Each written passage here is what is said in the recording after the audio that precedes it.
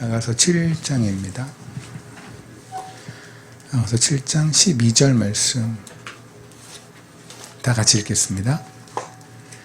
우리가 일찍이 일어나서 포도원으로 가서 포도움이 돋았는지 꽃들이 뻗었는지 석류꽃이 피었는지 거기에서 내가 내 사랑을 내게 주리라. 아멘. 기도하시겠습니다. 주님 말씀을 듣는 것이 예배의 물합니다. 주님 말씀을 듣고 저의 삶을 강건하여 살아나게 하시는 하나님에게 저의 삶을 그대로 내어드리는 것이 예배의 물합니다. 말씀을 통해서 하나님이 어떤 분인지 알려주십시오. 또 저희가 어디에 지금 있는지 또한 알려주십시오. 주님만 기대합니다. 예수님 이름으로 기도드렸습니다. 아멘. 오늘 네 번째 팀지어서 토요일 예배는 이제 2번 남았습니다. 하나님께서 6번이라고 하는 게 그렇다고 제가 하늘에서 육자를 받거나 뭐 이런 건 아니고요. 근데 6번이라는 시간 동안에 분명히 하나님께서 하고 계신 일들이 여러분에게 있을 거라고 믿고요. 또 6번이 끝났을 때 분명히 하나님께서 또 반드시 이루신 일이 저는 있다고 믿어요. 한번 기대해 보면서 오늘은 아가서 7장 12절의 말씀입니다. 거기에서 내가 내 사랑을 내게 주리라.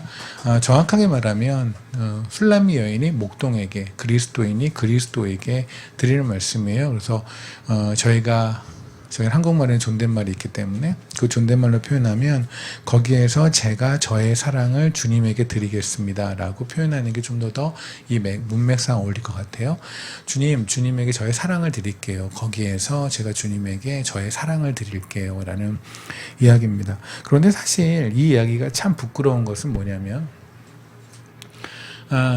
우리는 지난주에도 토요 예배를 했고 또 주일에 여러분 섬기시는 교회에서 예배를 드리면서 하나님께서 어떤 분인지를 하나님이 명확하게 드러내 주셨잖아요. 그죠? 그러면서 우리 다짐했었어요. 이제 세상이 쫄지 않으리라. 두려움에 압도되지 않으리라. 우리 그렇게 했는데 또 일주일 살아보니 두려움 그랬어요. 그죠? 그냥 카톡 하나에도 훅 하고 올라오는 두려움이 있었고 질투가 있었고 시기가 있었고 미움이 있었고 또 그렇게 살았죠. 요한복음 6장에를 잠깐 보시면은요.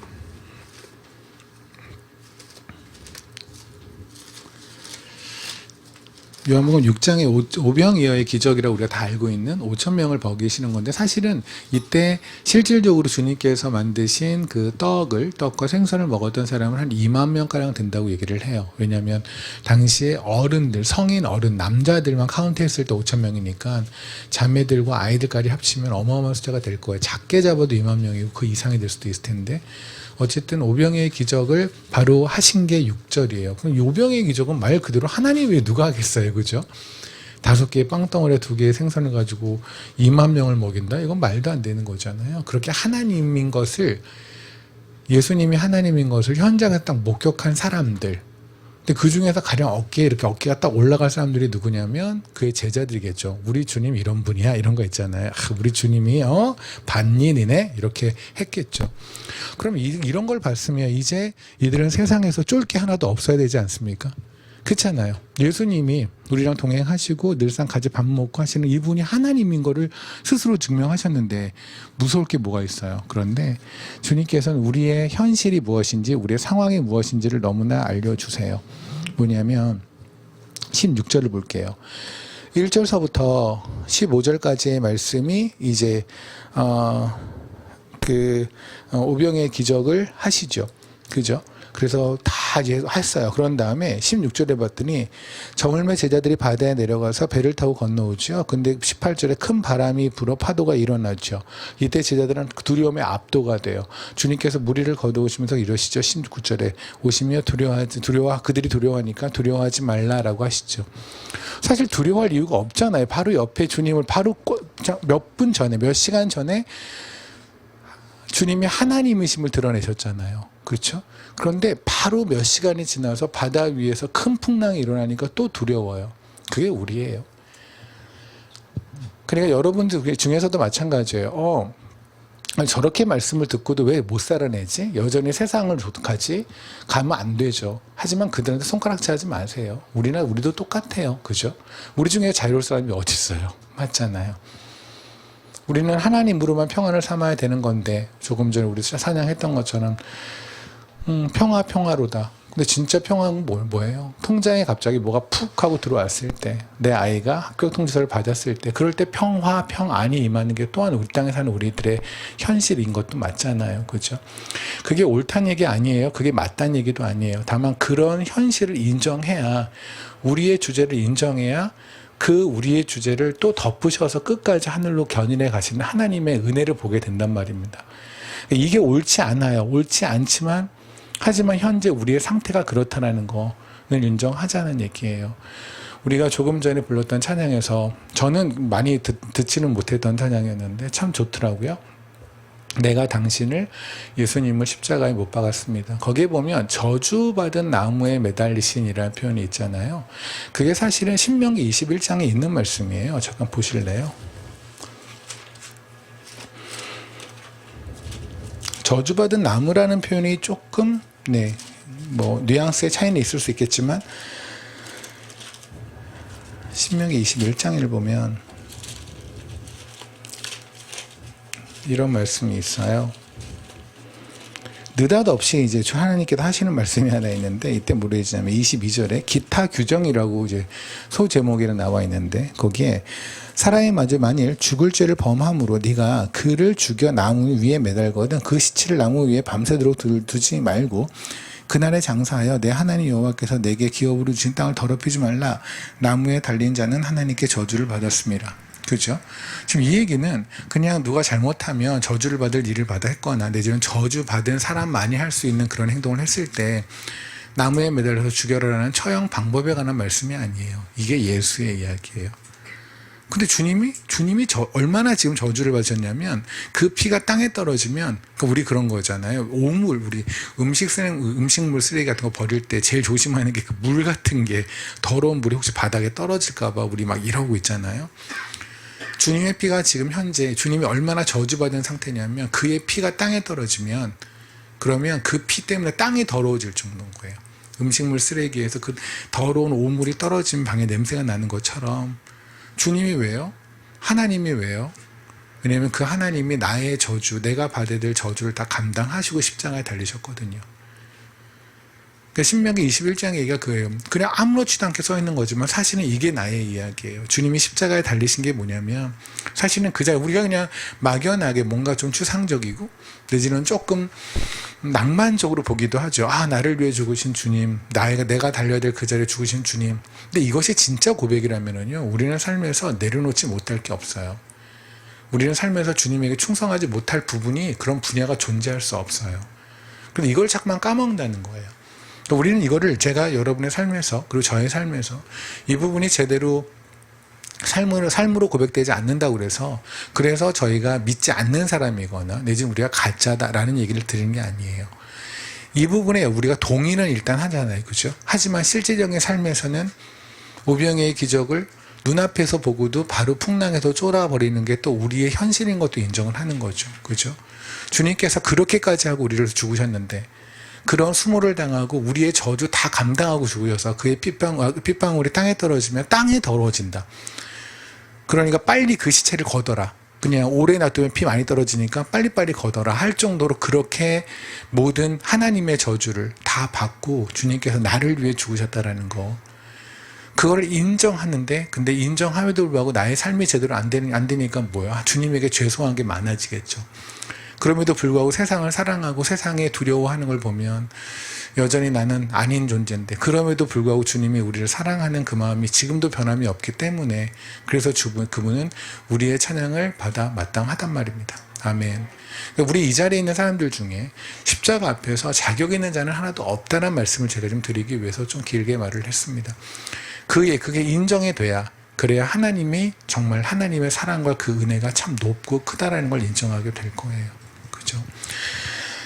네, 오늘의 말씀은 아가서 7장이었는데 7장 12절인데요. 지난 시간에 저희가 나눴던 말씀을 잠깐만 복습을 할게요. 복습한다고 그러면 또 시간이 많이 걸릴 것 때문에 불안해하시는 분이 있는데 네, 저 이제 꼭 해내갈 거예요. 안 갈 거라고 생각하시나요? 아가서 7장을 보면 저희가 근데 이제 솔로몬이 사탄이 우리에게 유혹을 하는 거죠. 그 유혹하는 방법이 어떤 거였냐면 첫 번째는 네가 신을 신은 발이 참 예쁘다라고 얘기를 했어요. 그죠? 보통 사람을 칭찬하려면 발이 참 예쁘세요 이래야지, 신발을 신은 발이 예쁘세요 이건 칭찬인가 욕인가 좀, 그죠? 그러니까 너 자매를 짓지 하면서 참 예쁘세요 그러면 돼요. 근데 화장하신 얼굴이 예쁘세요 이러면 이게 욕이에요 칭찬이에요? 모르겠습니다. 자매님들은 어떻게 그걸 받아들일지 모르지만 만약에 어떤 형제가 그렇게 말한다면 그건 별로 좋은 의미로 얘기한 것 같지는 않을 것 같아요. 그죠? 화장한 얼굴이 예쁘세요. 똑같죠. 신을 신는 발이 예쁘세요. 이상하잖아요. 그냥 발이 예뻐야 되죠. 성경에서는 우리에게 늘상 신을 벗으라고 말씀하세요. 모세에게도 말씀하셨고 여호수아에게도 말씀하셨죠. 신을 벗어라. 왜? 이곳은 거룩하니까. 이제부터 내가 너의 신발이 될 거야. 내가 너를 보호할 거야. 이제는 나를 신고 다녀. 그런데 세상에선 그러죠. 안 되죠. 세상을 벗으면 안 되는 거예요. 우리는 늘상 세상을 신고 세상에서 주는 보호함의 안락함을 누려야 돼. 그게 세상이 원하는 거예요. 우리는 세상 것을 가지고 있지 않더라도 주님이 나를 보호하고 계신다라는 거예요. 주님은 나를 돈으로 보호하지 않을 수 있어요. 그죠? 나를 건강으로 보호하지 않을 수 있어요. 하지만 주님은 주님의 피로 우리의 영생으로 우리가 죄 지은 우리가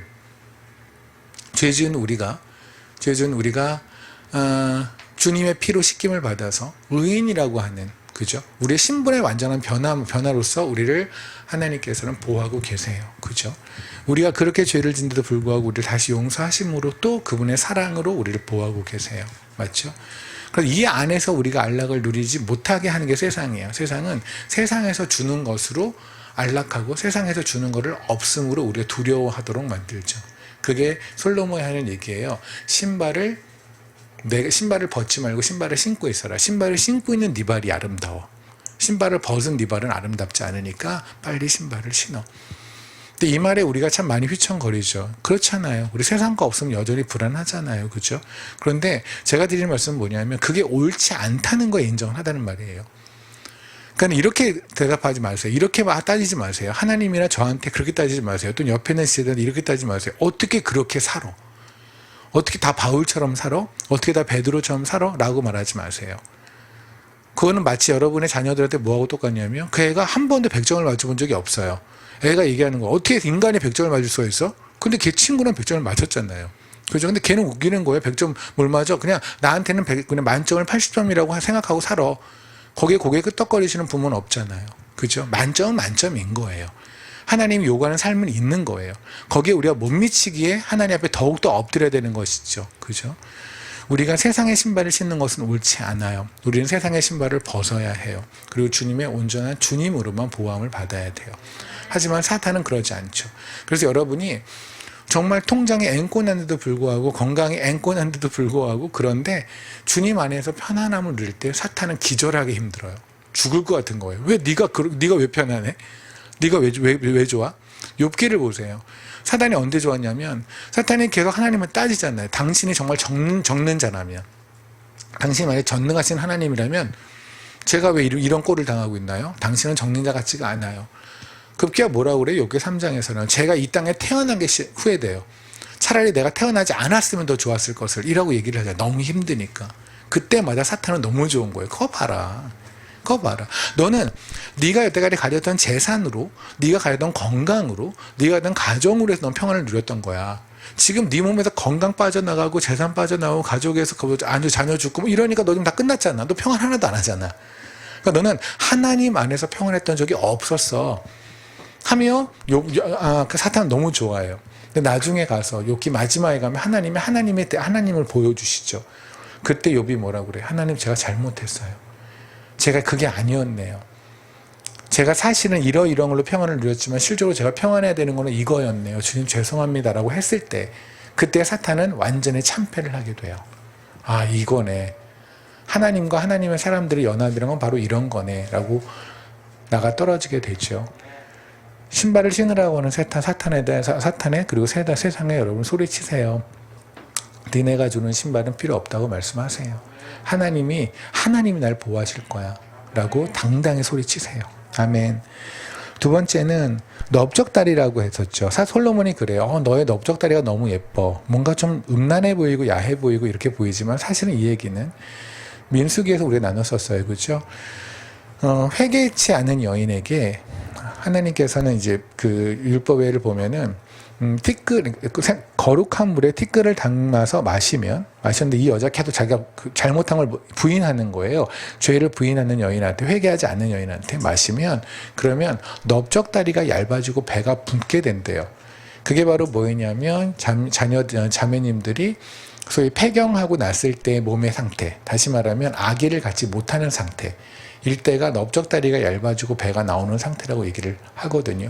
그러니까 다시 말하면 사탄이 가장 원하는 건 이거예요.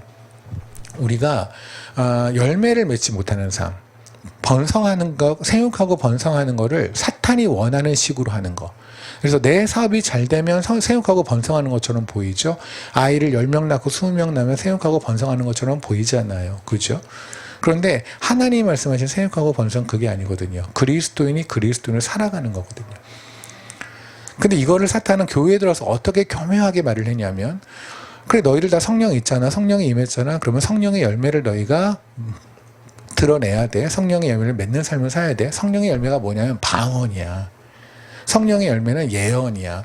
성령의 열매는 치유야. 여러분이 갈라디아에서 나왔잖아요. 성령의 9가지 열매 중에 하나도 그런 게 없죠. 거기는 인내, 절제, 친절, 극기 이런 게 들어가 있잖아요. 사랑 이런 게 들어가 있잖아요. 근데 우리는 성령의 열매를 뭐라고 그러냐면 나를 만족시키고 나 혼자 기분이 좋아지고 내가 우쭐할 수 있는 거, 그런 걸 성령의 열매로 가르쳤단 말입니다. 그러니까 제가 여러분에게 방언하지 말아라 뭐 하라 이게 아니라 그게 포인트가 아니라는 거예요. 오늘도 하나님 앞에서 하나님의 사랑을 받아서, 그래서 내가 용서할 수 없는 사람을 용서하고 그를 사랑할 수 있는 거, 오늘도 내가 정말 하기 싫고 가기 싫은데 그런데 가는 거, 내가 너무너무 원하는 게 있는데 그걸 하나님이 원치 않으니 안 하는 거, 그게 성령의 열매란 말입니다.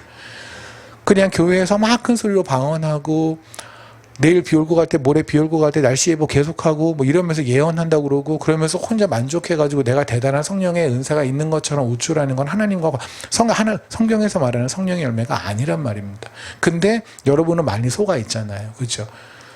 누군가를 사랑하고 용서하고 절제하고 인내하고 극기하는 거에서 이것이 성령의 열매라고 생각하지 않잖아요. 그렇죠? 뭔가 이상한 경험을 하고 몸에 떨림이 있어야 되고 뭔가 환상을 봐야 되고 이런 거를 성령의 열매라고 생각했거든요. 사탄은 너무 좋아하죠. 사탄은 우리가 넓적다리가 말라지길 원해요. 우리가 생육하고 번성하지 못하길 원해요. 우리가 성령의 열매를 맺지 못하게 만들길 원해요. 근데 교회에 들어와서 성령의 열매를 그토록 맺고자 하는 그리스도인들한테 사탄이 어떻게 하겠어요? 방향을 잘못 바꿔주면 되죠. 어차피 이 길로 갈 건데 요 길로 가게 만드는 거죠. 그래서 이상한 성령의 열매를 맺게 만드는 거죠. 그죠?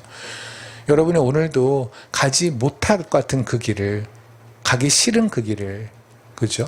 용서하기 힘든 사람을, 사랑하기 힘든 사람을 주의 사랑으로 기억해서 그 길 한다면 여러분은 오늘도 사탄에게 이기는 거예요. 그때 사탄은 그러고 너의 넓적다리는 너무 흉측해. 감사한 거죠.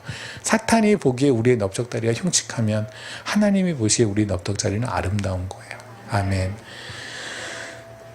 그리고 나왔던 말씀이 좀 표현이 그렇지만 3절에 보면 너의 유방이라는 표현을 쓰죠. 근데 사실은 이 단어가 똑같은 아가서에서 술람의 여인은 마음이라는 할 때, 우리 그러잖아요. 가슴이 아파요 할 때 가슴을 쓰죠. 근데 이 가슴이라는 거는 그냥 겉으로 드러나는 가슴일 수도 있고 안에 있는 가슴일 수도 있잖아요. 똑같이 히브리어도 마찬가지예요.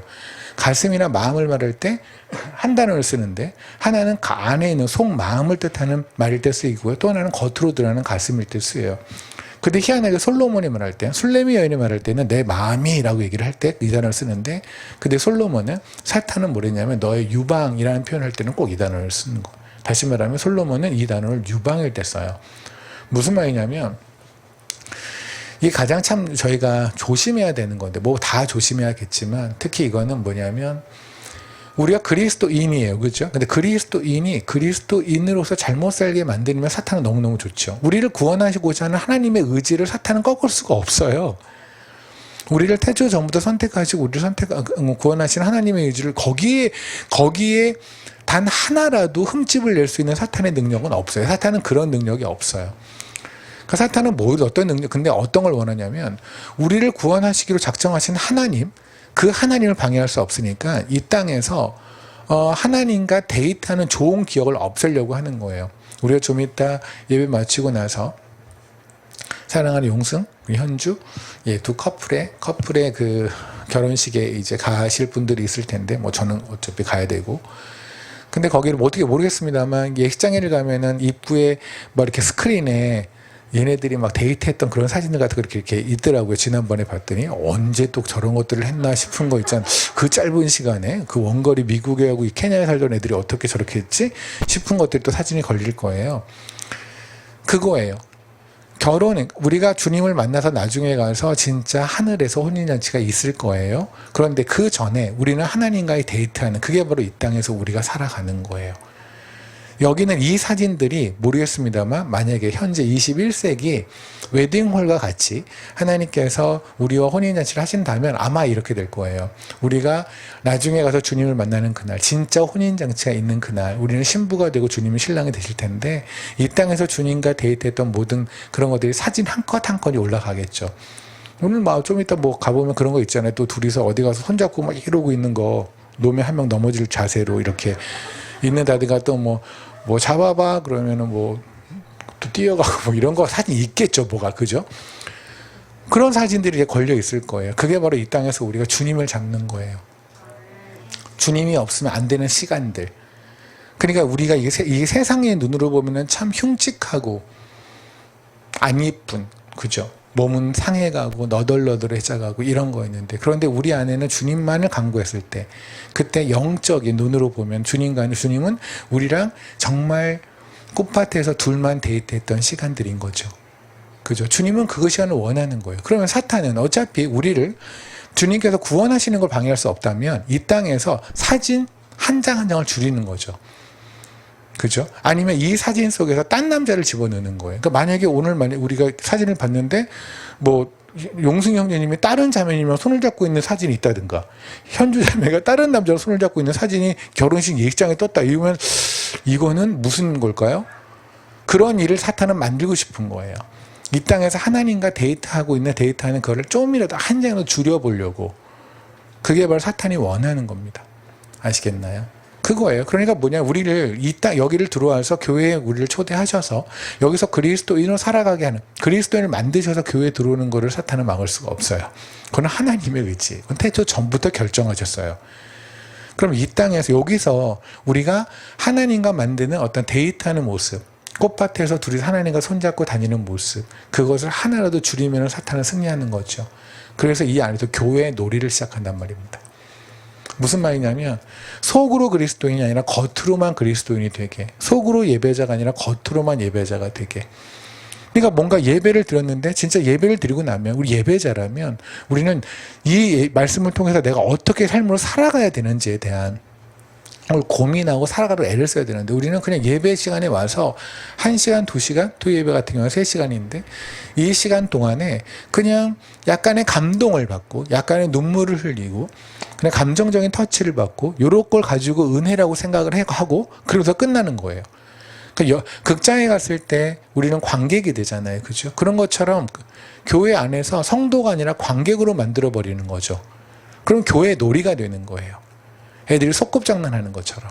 그냥 하나님 이따 치고 여기서 일단 그렇게 하고, 여기 하나님이 여기서 이 자리에 성령이 임재하신다고 치고 우리 놀자. 그럼 우리끼리 감동받고 혼자 놀고 그 다음에 끝나서는 우리는 전혀 그리스도를 살아가지 않는 거죠. 이거를 좀 지나치게 표현하면 예배 놀이, 교회 놀이가 될 거예요. 성도 놀이가 될 거예요. 이게 사단이 원하는 거예요. 그게 바로 뭐냐면 너의 유방이 예뻐. 하나님 우리의 마음을 보신다는 건 뭐냐면 영인 걸 인정하는 거죠. 그럼 여러분이 화장실에 있을 때에도, 여러분이 버스를 타고 있을 때에도, 여러분이 누구나 대화할 때도 우리는 그리스도인이어야 되고 예배자여야 한단 말입니다.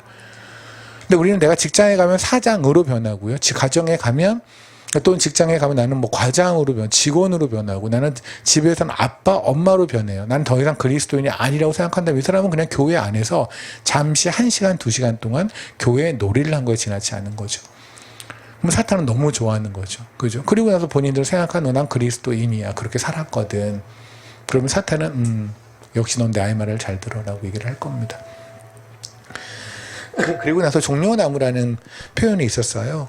7절에 보면 내 키는 종려나무 같고라고 했어요. 그러니까 사탄이 지금 우리를 계속해서 너 이쁘다 하는 거예요. 우리가 종려나무 같을 때 사탄 너무 좋아해요. 근데 종려나무는 뭐냐면 오아시스에 피는 나무가 생기는 나무가 종려나무거든요. 오아시스 아시잖아요. 사막길을 가다 보면 너무나 목이 말라요. 그럴 때 오아시스가 있으면 너무 좋죠. 그래서 오아시스에 물을 한 모금 먹는데, 근데 문제는 뭐냐면 오아시스에서 영원히 사는 데가 아니거든요. 거기서 물을 먹고 자기가 있는 동물들, 낙타나 걔네들한테 물을 먹이고 목을 축이게 하고 또 다시 또 가야 되죠. 잠시 목을 축이는.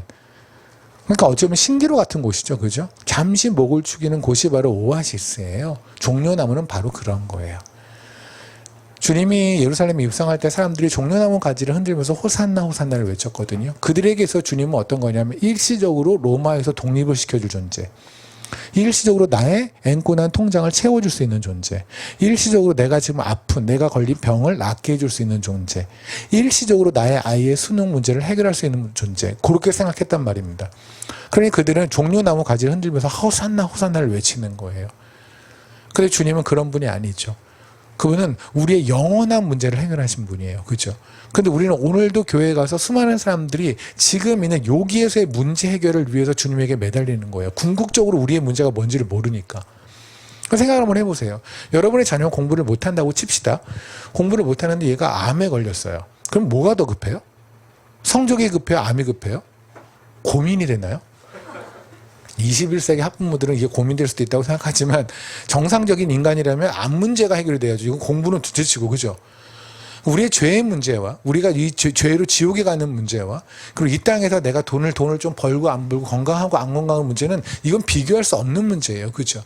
그런데 우리가 교회에 들어와서도 여전히 아이들의 자녀의 수능을 놓고 나의 돈을 놓고 건강을 놓고 기도하는 건 뭐냐면 이 문제가 얼마큼 시급한지 몰라서 그래요.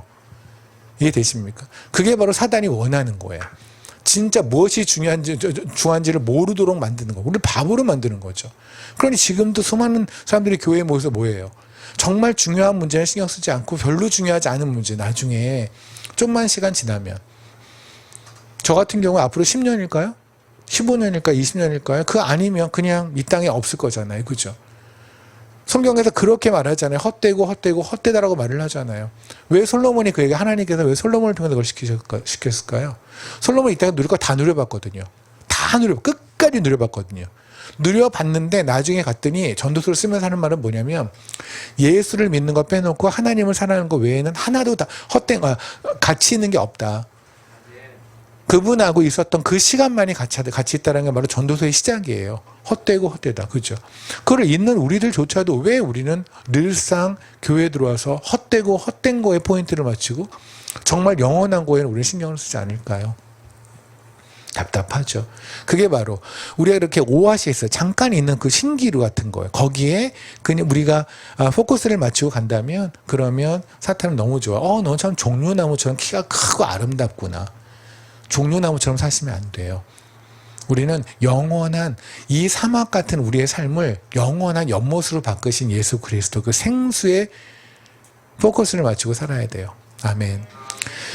이제 지난 시간에 했던 거를 잠시 좀 빠르게 돌아봤고요. 그리고 오늘 나눌 말씀에는 이런 게 있습니다. 2절에 봤더니 그냥 읽으면 별로 의미 없어 보이죠. 그냥 솔로몬이 얘기했구나. 네 배꼽이 예뻐. 네 넓적다리가 예뻐. 네 목이 예뻐. 이랬구나. 근데 그냥 하진 않았을 거예요. 성경에 그런 말은 없어요. 성경에 그냥 있는 단어는 없어요. 2절에 배꼽은 네 배꼽, 그러니까 솔로몬이 술람의 여인에게 배꼽은 섞은 포도주를 가득히 부은 둥근 장 같고 라고 되어 있잖아요. 배꼽. 그러면 아까 그랬잖아요. 우리 사탄이 좋아하는 종려나무는 뭘까? 그런 거죠. 그죠? 사탄이 좋아하는 종려나무의 의미는 뭘까? 사탄이 좋아하는 신을 신는다는 의미는 뭘까? 사탄이 말하는 유방이라는 건 뭐였을까? 지금 우리가 그걸 바라봤잖아요. 그렇죠? 받고 그다음에 하나님이 주시는 지혜로 우리가 이해를 했는데 그럼 배꼽은 뭘까? 사탄이 좋아하는 배꼽은 뭘까요? 에스겔서 16장을 잠깐 보시면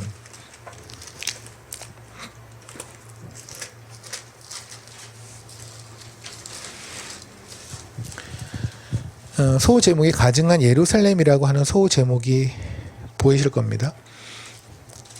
거기 보면 예루살렘한테 이렇게 말씀하는 거예요. 그렇죠? 그러니까 예루살렘은 뭐냐면 참 우리가 그런 애증의 관계다, 애증의 존재다 이런 말을 하죠. 뭐냐면 사랑도 하는데 미움도 되게 많은. 그러니까는 너무나 미운데 너무나 사랑도 하는 그런 걸 애증의 존재, 애증의 관계 이런 말을 하잖아요. 그렇죠? 하나님한테 우리가 그런 존재일 것 같아요. 예루살렘이 그래요.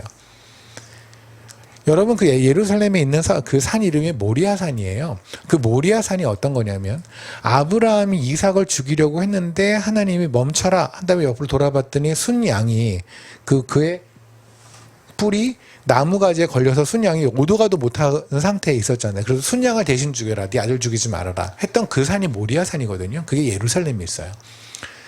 그때 그 순양이 뭐냐. 그래서 여러분 성경에 보면 구원의 뿔 이런 말 들어보신 적 있죠. 구원의 뿔이 바로 그거예요. 순양의 뿔이 나무가지에 걸려서 못 움직인 거예요. 그래서 순양이 대신 이삭을 위해서 죽은 거죠. 그래서 이삭이 산 거잖아요. 그 순양, 그 구원의 뿔이 예수 그리스도거든요. 주님을 십자가에 달리심으로 이삭이 산 거거든요. 주님을 십자가에 달려서 우리가 산 거거든요. 그게 바로 구원의 뿔이에요. 그래서 성전에 있는 구원의 뿔을 사람들이 갔을 때 뭐 성경에도 보면 여러 차례 있잖아요. 뭐 잘못했을 때 가서 구원의 뿔을 잡고 있으면 그를 죽이지 못한다고 믿어서 잘못을 한데도 불구하고 거기서 구원의 뿔을 잡았다. 이런 식의 표현들이 있는 게 바로 그거예요. 나중에 가서 다윗이 인구 조사를 하는 장면이 있어요. 이제 말년에 인구 조사를 하는 게 사실은 되게 우리가 생각하면 인구 조사를 했는데 하나님이 너무너무 화가 나셨어요. 그래서 7만 명을 전염병으로 죽이시거든요. 그래서 사실 우리가 코로나 바이러스가 어마어마한 전염병인 게 맞는데 그렇다고 지금 대한민국 사람이 7만 명이 죽거나 그런 건 아니잖아요. 그럼 당시에 7만 명이 죽었어요. 당시 인구에 7만 명이 죽었고 당시에 지금처럼 뭐 마스크가 이런 게 이렇게 있거나 방역체가 있지도 않은 시절에 그랬다면 그건 진짜 어마어마한 전염병이었을 거예요. 그죠? 그냥 말 그대로 죽음이었죠. 통째로. 하나님이 그러면 다윗이 인구 조사를 하나를 했다고 그래서 왜 7만 명이나 죽이셨을까요? 그게 그렇게 큰일인가요? 그게 큰일이에요. 왜냐하면 하나님께서는 다윗에게 너를 땅을 정해 주었어요. 우리나라로 하면은 지금 현재 우리나라 지도로 하면 한라부터 백두까지 이런 식으로 이렇게 부엘사부터 단까지의 땅을 주셨거든요. 근데 다윗이 인구 조사를 하는 이유가 뭐였냐면 할 때 요압 장군, 그러니까 원래 인구 조사를 한다 그러면 이건 내무부 소속, 행정부 소속이잖아요. 이게 국방부 소속이 아니잖아요. 근데 당시 국방부 장관이 요압한테 인구 조사를 시켜요. 그게 무슨 말이에요? 전쟁할 인구를 뽑겠다는 얘기예요. 다시 말하면 다윗이 원하는 건 뭐냐면 땅 따먹기를 더 하겠다는 거예요. 하나님이 주신 영토, 기업에 만족이 안 되는 거죠. 이건 여러분 오해하지 마세요. 그러면 내가 하나님께서 이만한 사무실을 주었는데 내가 더 많은 걸 요구하면 하나님이 날 전염병으로 치시는 건가? 이렇게 바보처럼 생각하지 마시고 이 얘기가 아니에요. 하나님 우리에게 주신 기업이 구원이라는 기업이죠. 그죠? 하나님 주신 우리에게 선물이 구원이에요. 이거는 뭐 말도 못하는 거잖아요. 이 구원에 만족하지 못하는 거, 이 영토. 그 영토, 구원이라고 하는 그 선물에 하나님은 그걸 주시고 나서 와, 난 나한테 다 줬어. 주님이 그러셨잖아요. 십자가에도 뭐랬어요? 내가 다 이루었다. 다 줬다고요. 내가 주고 다 줬어. 근데 거기에 만족이 안 돼서 주님 구원 준 거 감사한데 그래도 내가 이것도 주셔야죠. 하고 있다면 그렇다면 구원에 대한 만족이 제대로 안 이루어진 거죠. 그죠? 그렇잖아요. 그때 하나님은 진노하신다는 얘기예요. 그러니까 여러분이 구원에 만족이 안 된다라는 거, 구원에 만족이 안 되고 다른 거에를 요구한다는 건 그냥 그럴 수도 있는 문제가 아니라 그래서는 안 되는 문제예요. 그게 성경에 사는 얘기예요. 그래서 인구조사를 한 한테 너무 화가 나요. 다윗뿐만 아니라 당시에 뭐랬냐면 성경에 이스라엘 백성들이 그걸 다 옹호해요. 다윗이 하는 거를. 우리도 전쟁에서 땅 따먹기를 해야 돼. 그래서 치시게 되죠. 그래서 죽음의 사자가 와서 7만 명을 죽여요. 그러고서 계속 이제 완전히 다 쓸어버리려고 하던 찰나에 하나님이 죽음의 사자한테 멈춰라라고 얘기를 해요. 이제 그만해.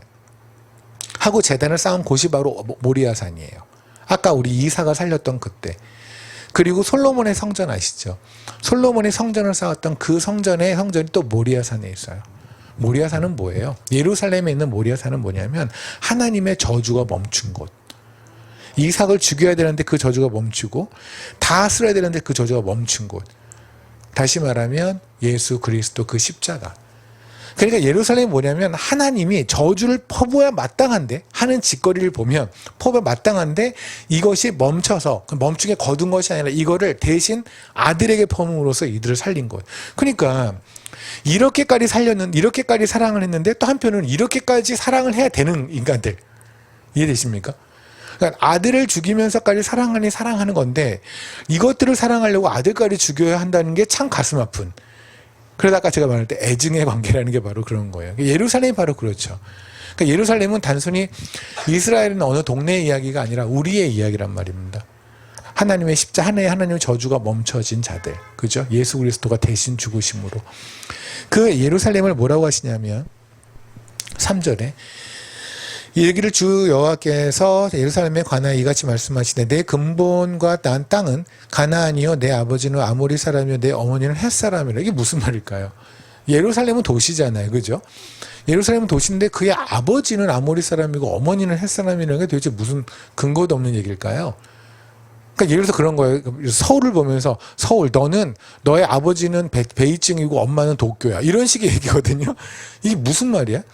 너의 아버지는 중국 사람이고 엄마는 일본 사람이야. 이 서울아. 좀 이상하죠. 그러니까 이게 뭐냐면 아까 말했던 예루살렘에 우리 성도를 말을 한다고요. 그리스도인들. 그죠? 우리의 아버지가 아모리 사람이고 어머니는 헷 사람이래요. 이게 뭘까요? 많은 이야기가 있겠지만 오늘은 그냥 하나만 말씀을 드릴게요. 창세기를 잠깐 보시겠습니다. 창세기 9장에를 보면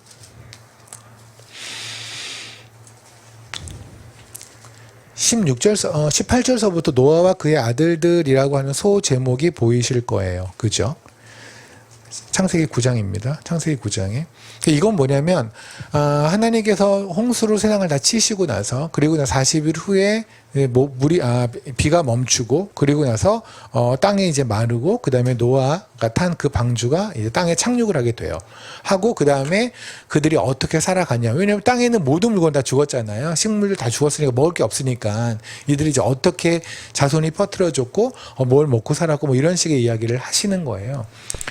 그때 보면 18절 방주에서 나온 노아의 아들들은 셈과 함과 야벳이며 함은 가나안의 아버지라. 노아의 이 세 아들로부터 사람들이 온 땅에 퍼지니라. 그러니까 여러분, 그러니까 이게 이제 소위 믿음이 없는 분들은 진짜 이 세 사람으로부터 퍼진 거야? 맞아요. 이 세 사람으로부터 소위 우리가 알고 있는 백인, 흑인, 황인, 뭐 우리가 말할 때 이거 우리들 피부 다 이게 퍼진 거예요.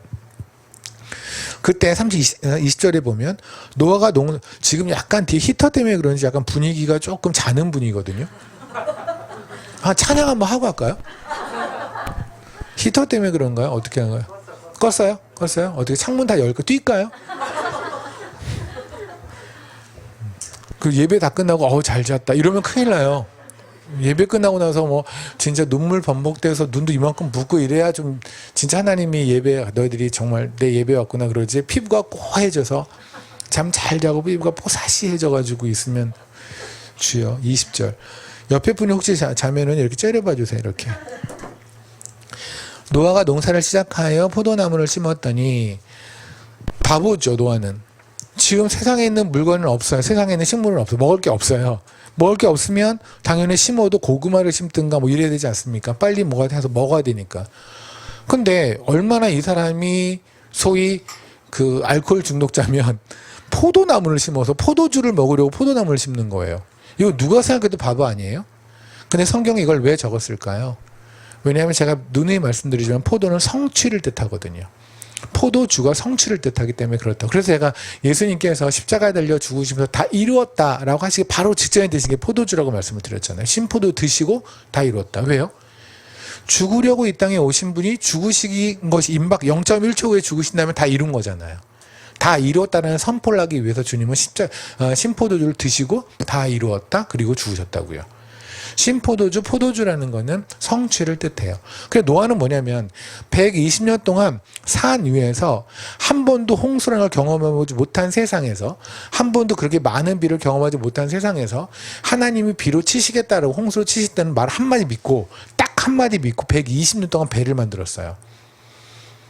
그러니까 우리가 지금 살아가는 게 그거예요. 주님 다시 오신다. 우리는 구원을 받았고 주님 다시 오신다라는 말 한마디 믿고 지금 우리 살아가는 거잖아요. 이게 노아의 삶이에요. 그럼 얼마나 많은 사람들이 놀렸을까요? 산 위에서 뭐 만드는 거야? 배 만들어. 배가 뭐야? 일석 배 이렇게 하는 거. 그걸 왜 여기서 만들어? 바닷가에서 만들어야지. 아니야, 하나님께서 홍수로 치셔서 물이 여기까지 덮을 거야. 이거 말도 안 되는 얘기죠. 마치 지금 생각하면 주님께서 구름 타고 오는 얘기랑 같은 얘기예요. 그죠? 그래서 나중에 베드로서는 뭐라고 그래요? 노아가 의를 선포했다 그러잖아요. 사람들이 얼마나 놀리면 주님이 의를 선포한 건 뭐냐면 예수 그리스도를 말을 했다고요. 이 하나님이 작정하신 건 이루어져. 그러니까 우리가 내가 내년일지 내후년일지 10년 올지 20년 올지 모르는데 주님이 하신 건 반드시 이루죠. 왜? 그분은 오르시거든. 그게 바로 하나님의 의를 선포했다예요. 120년 후에 뭐예요? 어느 날 생각해 보세요. 노아의 감격을 한번 생각해 보세요. 이제나 저제나 하늘만 봤을 거예요. 그죠? 그리고 배를 만들었겠죠. 생각해 보세요. 그 어마어마하게 큰 노아의 방주를 만드는데 일손이 딱 8명이에요. 저기 포함. 누구도 안 도와줘요. 배를 만들어 봤겠나요? 우리는 옛날 사람들은 뭐든지 다 한다고 생각하는데 왜냐면 우리는 원신으로 생각하거든요. 우가 이러면서 아니잖아요. 그때 근데 무슨 이게 있어요. 그죠? 그들도 힘들어요. 그죠? 나무를 어떻게 만들지 몰라. 그냥 하나님이 설계도 하나 던져줬어요. 저한테는 누가 설계도를 주고 만들으라고 그러면 저를 못 만들어요. 이계서 장로님처럼 엔지니어 같은 분들은 이렇게 설계도를 보면 뭐가 느낌이 오겠지만 저는 그걸 보면 그냥 내게 아니다 이런 생각밖에 안 들어요. 그럼 노아가 엔지니어라는 보장이 없다면 그도 저랑 비슷할 텐데 얼마나 당황했을까요? 120년 동안 만들어요. 손도 찌고 사람들만 놀리고. 쟤들의 말이 맞나 혹시? 내가 잘못 들은 건가? 내가 잘못 가진 건가? 이게 믿음이야 신념이야 뭐지? 가족들은 뭐라고 또 안 했겠어요. 아들들은 한마디씩 했겠죠. 며느리도 했겠죠. 아내도 얘기를 했겠죠. 우리 이거 너무 지나친 거 아니야? 이 정도 그만둬도 되지 않아? 10년 했으면 됐어. 에이 30년 했으면 됐지. 그래도 끝까지 해요. 120년 동안 배를 만들어요. 근데 어느 날 위에서 물방울이 탁탁탁탁 떨어지는 거예요. 하나님이 약속을 이루신 거예요. 그때의 감격 뭘까요? 어느 날 저 위에서 정말 주님이 구름 타고 오시는 그날. 사람들이 그동안 우리가 그렇게 놀림받았잖아요. 그죠? 아니라고 그랬잖아요. 사람들이. 너희 바보 같다고 그랬잖아요. 그죠? 너네 헛거 믿는다고 그랬잖아요. 근데 그날이 올 거란 말입니다. 노아가 그날 그러고 나서 모든 게 끝났어요. 이제 비가 오고 모든 사람이 쓸려지고 하나님의 약속 다 이루셨어요. 그 다음에 뭐라 그러세요? 너 잘했어 이제. 그래서 뭐래? 포도나무 심어. 포도나무를 심고 3년 정도가 있어야 포도주를 만들 수 있어요. 포도나무 얘가 심자마자 포도가 나고 뭐 이런 게 아니잖아요. 그죠? 애니메이션인가요? 심고 기다려야 되고 그 다음에 기다려서 아무리 숙성되지 않은 포도로 포도주를 만든다고 하더라도 3년 정도는 걸려요. 그죠? 3년 동안 노아는 뭐 했을까요? 하나님 저 진짜 이거 마시고 싶어요. 네, 마셔도 돼. 너 자격 있어. 괜찮아. 이게 우리가 나중에 하늘에 가서 하나님께서 주시는 그 포도주 한 잔일 거예요. 아멘. 이게 안식이에요. 노아는 생각해보니까 뭐야? 하나님께서 나를 왜 노아, 안식이라는 이름을 주셨냐면 나는 120년 동안 그의 인생 동안에 안식한 게 뭐가 있을까요? 안식이 안 되죠. 그렇잖아요. 그럼에도 불구하고 그는 그 시간 동안에 하나님만 쳐다봤거든요. 그게 하나님이 보시기에 안식인 거예요. 아멘. 그런데 이제 그래서 벌거벗고 하나님이 주시는 포도주를 먹고 방에 있는 거예요. 그의 방에 있었어요. 벌거벗고 돌아다녔으면 경범죄겠지만 그냥 그의 방에 있었어요. 아무 문제 없는 거예요. 마치 다시 에덴으로 간 거. 옛날에 에덴에서 벌거벗고 있다가 죄를 짓고 옷을 입었잖아요. 다시 에덴으로 간 거. 이제 하나님이 보기에 좋다라고 하는 그 자리. 하나님이 선하다는 걸 인정하는 자리. 하나님이 악한 건 악한 것 그 자리. 옛날에는 내가 벌거벗은 거를 하나님이 만들어 놓고 당신 좋아했어? 하나님이 옳다는 걸 내가 거부한 게 바로 옷을 입은 거 아닙니까? 그죠? 다시 그 자리, 옛날에 그 자리. 그 자리로 돌아간 게 바로 벌거벗고 포도주를 마시고 하나님 우리 된 거죠? 마치 천국에서의 그 생활을 한 거예요. 그때 둘째가 들어가죠. 들어가서 뭐래요? 벌거벗고 술 취했네 우리 아빠. 이거 뭐야? 120년 동안 고생해놓고는 막판에 이렇게 교만해지면 안 되는 거 아니야? 야, 그러고 나서 형제들한테 얘기를 해요. 아빠 이상한 것 같아. 사람이 성공하고 출세했을 때 그렇게 조심해야지 저렇게 하면 안 되는 거 아니야? 라고 얘기를 하죠. 근데 큰형하고 막내는 아빠가 그러신 건 이유가 있을 거예요. 그죠? 왜요? 120년 동안 하나님께 충성했던 사람이에요. 그 사람이 포도주 한 잔 넘어갈까요? 그건 아니잖아요.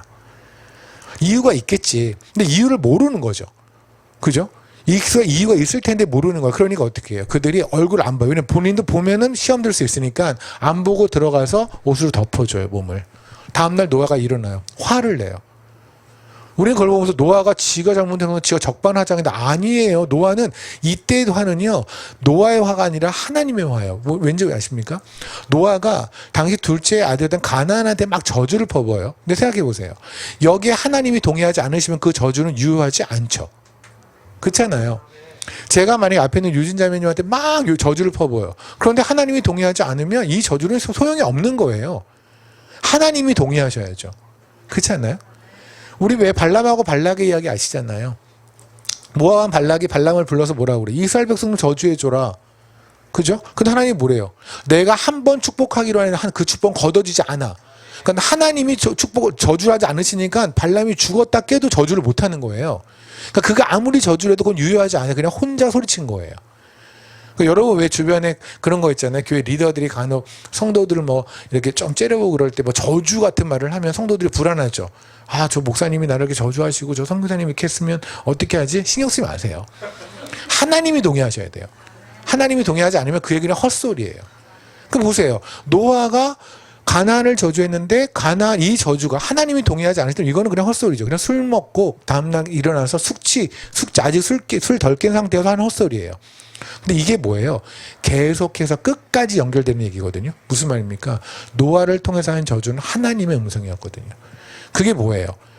노아가 포도주를 먹고 벌거벗어 있는 모습이 그거는 세상 사람이 보기에는 뭔가 그냥 술 취해 있는 어떤 늙은 노인네 같이 보일지 모르지만 하나님 보시기에는 에덴의 원래 모습이었단 말입니다. 에덴의 원래 모습들. 그때 가나안을 하죠. 그때 가나안을 하는데 이 가나안의 아이가 누구냐 보세요. 25절 보세요. 이에 이르되 가나안은 저주를 받아 그 형제들의 종들의 종이 되기를 원하노라. 그럼 이때 가나안이라는 사람은 누구예요? 둘째 아들일 것이고 이들. 다시 말하면 노아의 안식을 인정하지 못하는 사람들이죠. 맞나요? 그러니까 하나님과 안식하는 게 뭔지를 모르는 자들. 안식이 뭔지를 모르는 자들. 제가 이번에 이지링크 가서 우리 기사 장로님 회사에 가서 말씀드렸는데 삼손의 아버지 이름이 마노아거든요. 삼손의 아버지가 살았던 땅이 소라 땅이에요. 소라 땅의 단지파예요. 소라가 뭐냐면 소라라고 그래서 나병이라는 뜻이에요. 다시 말하면 세상, 그냥 죄로 가득한 세상에서 마노아는 뭐 하는 사람이냐면 하나님이 아닌 세상으로 안식하고 있던 자. 거기에 하나님이 생명을 주신 게 바로 삼손이에요. 마치 우리와 똑같죠. 우리가 마노아였잖아요. 우리의 과거는 세상으로 안식하고 있던 자 맞죠? 그런데 느닷없이 이것이 다 틀렸다? 이건 나병이었어 선포하시고 우리에게 생명 주셨잖아요. 그게 노아죠. 이제 우리는 노아의 삶을 살고 있는 사람들이에요. 마노아였는데. 이해되시나요? 오케이. 그게 바로 이 죄예요. 가나안의 죄는 다른 게 아니에요. 하나님과의 안식을 안식이 아니라고 생각하고 세상과의 안식을 안식이라고 생각하는 자. 그렇게 만들게 하는 거. 그죠? 그 가나안의 자손이 누구냐면 15절 볼게요. 가나안은 장자 시돈과 헷을 낳고 그리고 16절에 봤더니 여부스 족속과 아모리 족속이라고 그러죠. 아, 그러면 아모리하고 헷이라는 거는 가나안의 자손들이구나. 그죠? 그럼 가나안은 아까 뭐랬냐면 하나님과의 안식을 인정하지 않고 세상과 안식하도록 만드는 거 맞죠? 아, 그랬구나. 그럼 똑같은 얘기죠. 에스겔서 16장은 무슨 얘기예요? 예루살렘아, 지금 여러분 한 명 한 명의 이름을 부른다고 생각하시면 돼요. 승리나 유지나 이렇게 부른다고 생각하면 돼요. 너희가 옛날에 뭐였냐면 네가 마노아였어. 나병이라는 땅에 조라 땅에 소라 땅에 살던 마노아였어. 네가 너의 아버지는 누구냐면 아모리와 헷이었어. 다시 말하면 하나님과의 안식을 인정하지 않는 자. 세상의 것이 많아지면 안식이 되고 세상의 것이 없으면 안식이 안 되는 그런 자였어. 우리 그런 사람이었잖아요. 그죠? 그게 바로 지금 에스겔서에서 하나님이 말씀하신 우리의 과거의 정체성이에요. 이해되십니까? 여기에 동의하지 않는 분 한 분도 없을걸요. 우리는 다 그런 자들이었잖아요. 맞죠? 그런데 우리가 원래 그랬을 때 하나님이 우리를 구원하시기 전에 우리는 어떤 상태였는지 아세요? 우리의 상태를 하나님이 이렇게 표현하세요. 뭐랬냐면 4절 네가 난 것을 말하건대 네가 날 때 내 배꼽줄을 자르지도 아니하였대요. 생각 한번 해보세요. 아기를 낳는데 애가 배꼽줄도 자르지 않았어요. 탯줄도 자르지 않은 상태예요. 그건 뭐냐 방치죠. 끔찍한 상황 아닙니까? 그냥 방치한 거잖아요. 세상에 우리를 그렇게 했다고요. 그러니까 우리는 세상에서 마치 세상이 나를 사랑하는 것처럼 생각했고 내가 세상에서 열심히 하면 사랑을 받는 걸 생각했지만 세상은 우리를 단 한 번도 사랑한 적이 없다가 하나님 쪽의 입장이에요. 세상은 우리를 마치 창녀처럼 하룻밤 원나잇 스테이 하는 것처럼 그냥 하룻밤 즐기는 상대였어요. 그 이상 아니었어요. 살아보면 생각해보면 그랬죠. 그렇잖아요. 내가 그렇게 좋아했던 돈이 나 없으면 죽고 못 살고 내가 없으면 뭐 울고 그랬나요? 이 세상은 안 그래요. 우리가 지금 죽고 나면은요, 이 세상에 사는 건 뭘까요? 그냥 동사무소에서 우리 이름 그냥 사라지는 거 외에는 없어요. 그토록 여러분을 사랑한다는 SK텔레콤에서 여러분 죽으면 통곡하실 거 할 것 같아요? 진짜 여러분 무슨 카드 회사에서 여러분 사랑해요 그럼 심장이 막 뛰세요? 제가 날 사랑하는데 이래요? 아니잖아요. 세상은 우리를 사랑한 적이 없어요. 그들에게 그 세상은요, 그냥 우리의 존재가 그들을 살찌우기 위해서 우리는 필요한 존재. 그들의 종일 때. 우리가 죽으면 필요 없어요. 그래서 성경에서 뭐랬냐면 죽은 종이 있잖아요. 소가 가다가 소가 땅 치어서 어떤 종이 죽었어요. 그러면 이 종은 몸값이 뭐냐면 은 30개를 주면 돼요. 생각 한번 해보세요. 은 30개는 뭐냐면 그냥 우리나라 하면 그 당시에 은 30개면은 지금 걸로 하면은 한 쌀가마니 한 3가마니 정도 될까요? 한 3가마 정도 된다고 생각해 봅시다. 제가 종이에요. 근데 제가 소에 치여 죽었어요. 그러면 저의 주인이 와서 이 소의 주인한테 얘기하는 거예요. 쌀 3가마니 주면은 제가 이 일 없던 걸로 할게요. 우리는 그런 존재였다고요. 세상에서 그렇게 취급받던 존재였다고요. 하다못해 애가 태어났는데 배꼽에 있는 탯줄로 자르지 않는 그런 존재였다고요. 그게 세상에 우리의 엄마였던 아모리 족속과 우리의 엄마였던 헷 족속, 우리의 부모였던 가나안이 우리의 부모였던 세상이 우리를 대우하는 방법이었어요. 그죠? 우리는 그렇게 살았어요. 우리는 세상에 안식했고 세상으로 안식했고 세상으로 불안했고 세상에 두려워하고 그러고 살았어요. 맞잖아요. 그죠? 그런데 주님께서 우리에게 오셔서 그랬어요. 뭐랬냐면 이렇게 말씀하시죠. 사실 이렇게 버려주면 돼요. 그냥 끝나면 돼요. 그죠? 6절에 내가 내 곁을 지나갈 때에 네가 피투성이가 되어 발짓하는 것을 보고 내가 이르기를 피투성이라도 살아있으라. 하나님이 그러셨어요.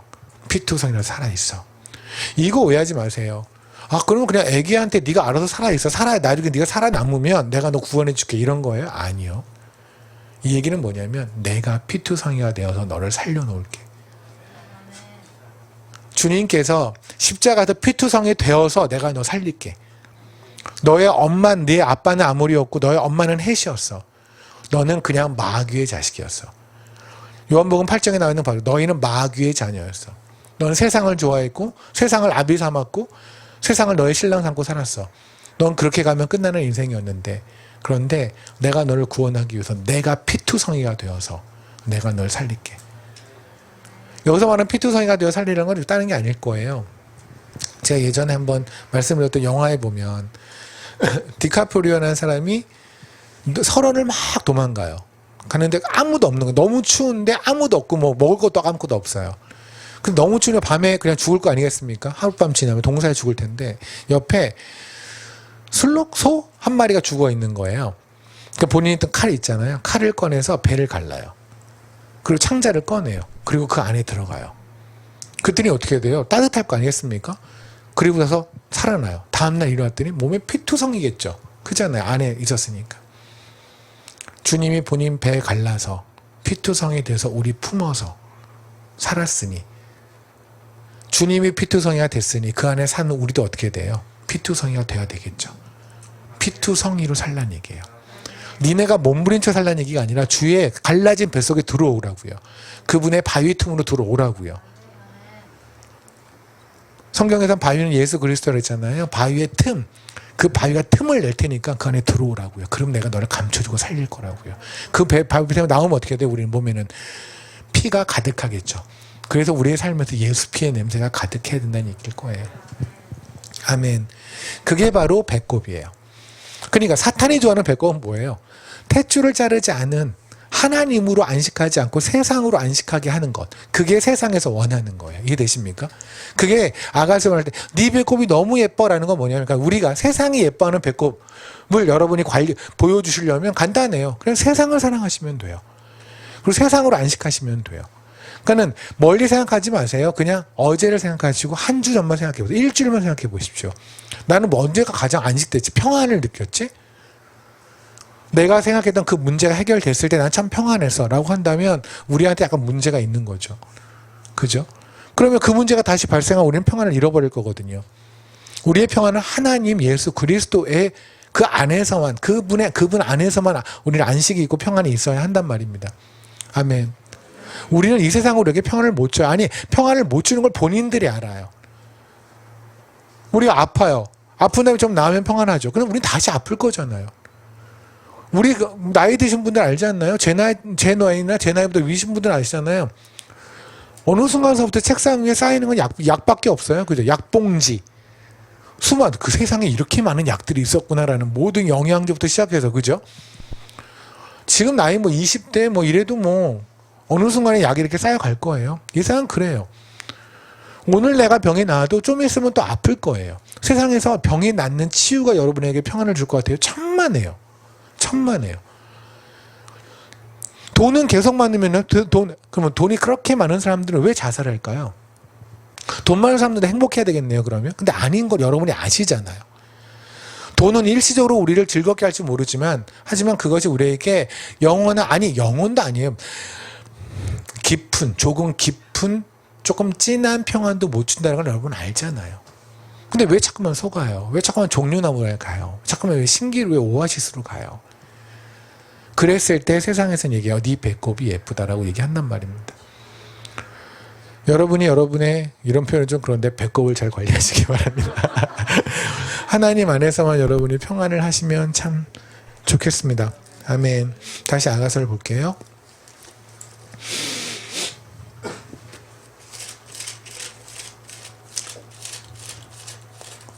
혹시 추우시면 뭐 좀 켜거나 그래도 돼요. 이렇게 얼어 죽거나 뭐 그래도 또 안 되니까.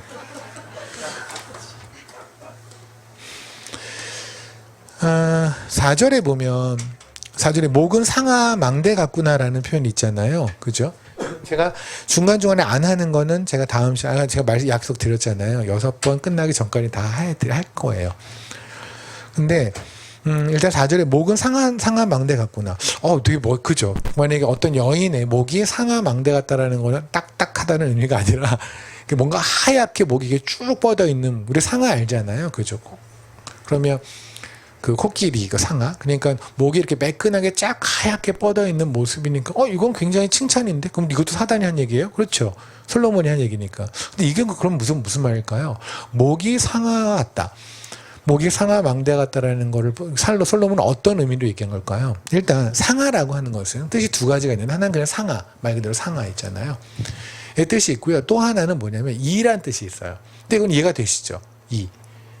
왜냐면 우리가 왜 이가 워낙 단단하잖아요. 그래서 상아와 같고, 그리고 이가 하얘니까 난 노란데 그렇게 생각하지 마시고요. 그러니까 일반적으로 본인 거 말고 원칙적으로 이는 하얗잖아요. 그죠? 그러면 하얀데 단단하니까, 그래서 상아라는 것이 이라는 뜻이 있거든요. 오케이? 그런데 이 상아가 쓰이는 건 언제냐면, 아가서에 보면 한번 볼게요. 아가서에 5장을 잠깐 보실래요? 5장 14절.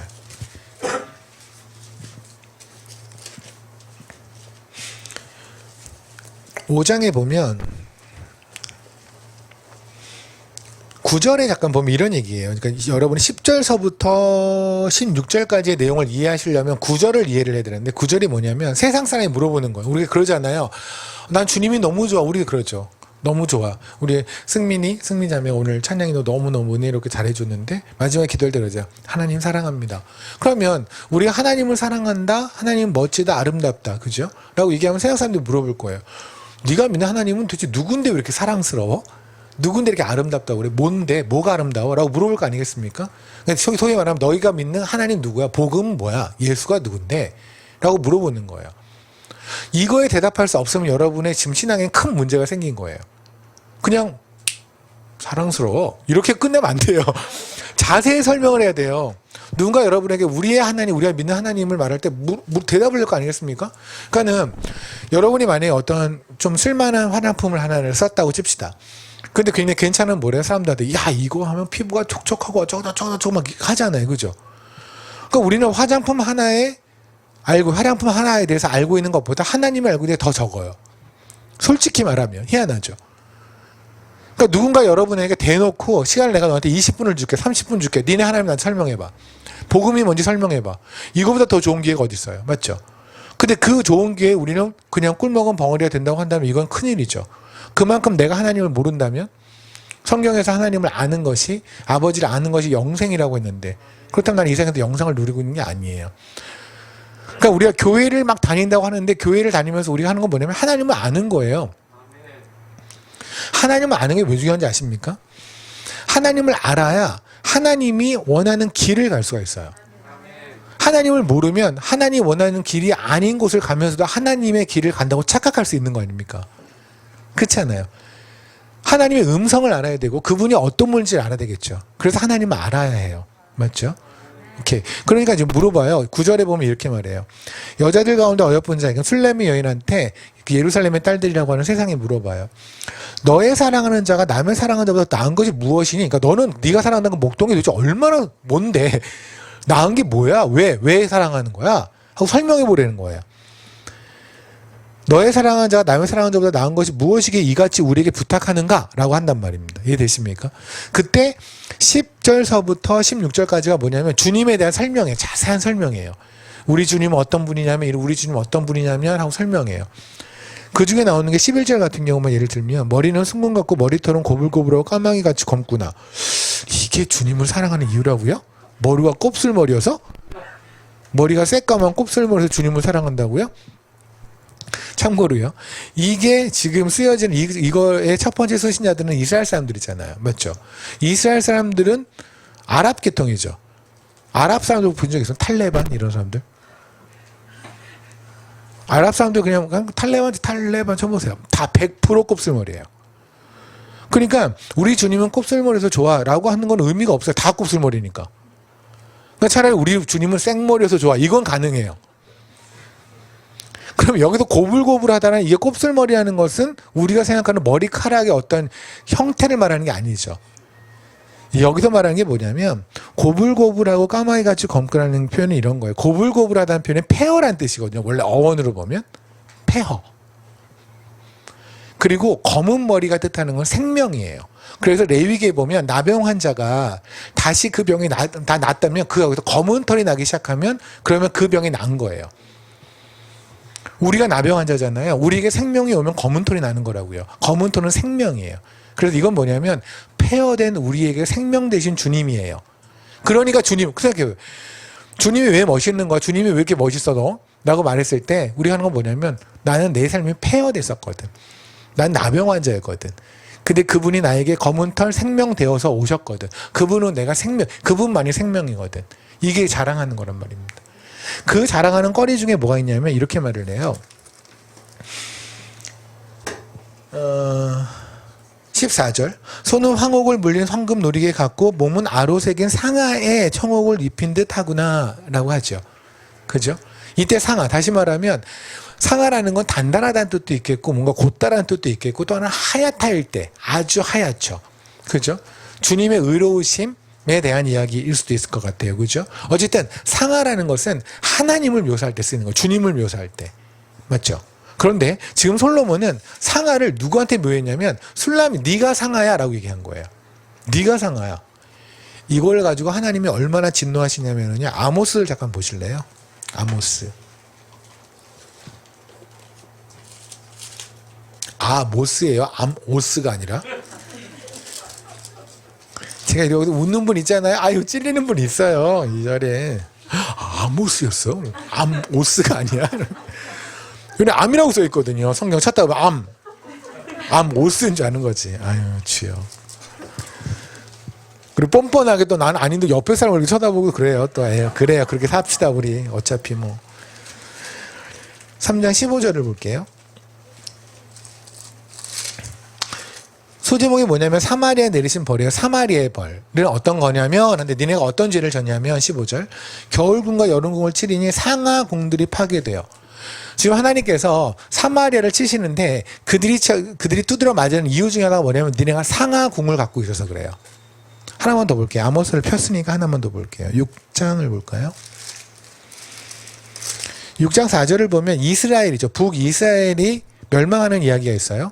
거기서 이스라엘의 멸망에 관한 이야기에서 4절에 보면 상하상에 누우며 침상에서 기지개를 켜면 그러니까 이들이 지들이 멸망할지도 모르고 상하상에서 누워가지고 뭐 그냥 그렇게 있다는 얘기예요. 그러니까 상하라는 얘기가 지금 아모스에서 사마리아인들이 죄를 질 때 또는 북이스라엘 사람들이 죄를 질 때 그들이 상하 갖고 놀았다 이런 거잖아요.